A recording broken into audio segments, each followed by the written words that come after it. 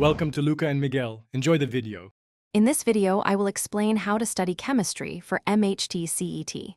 First, thoroughly understand the exam pattern and detailed syllabus. This foundational step ensures you know exactly what to expect. Next, prioritize topics based on their weightage and your personal difficulty level, focusing more on high-scoring or challenging areas.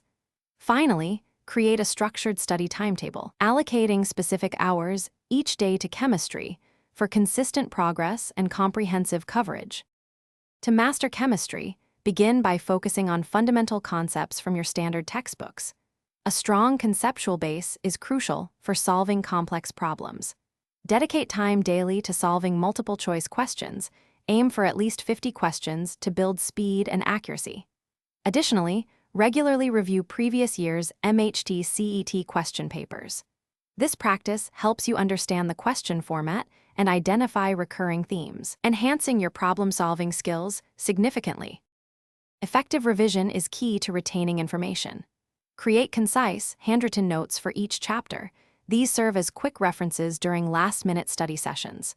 Employ flashcards to memorize important formulas, chemical reactions, and key concepts, making recall easier. Furthermore, take full-length mock tests weekly.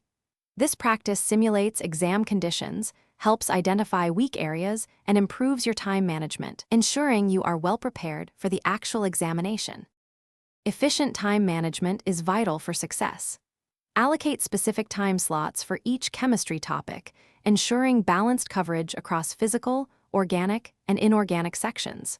Remember to prioritize your well-being, maintain a balanced diet, and ensure you get 7 to 8 hours of quality sleep each night. Staying positive and managing stress through short, regular breaks will keep your mind fresh and focused throughout your intensive MHT CET preparation journey.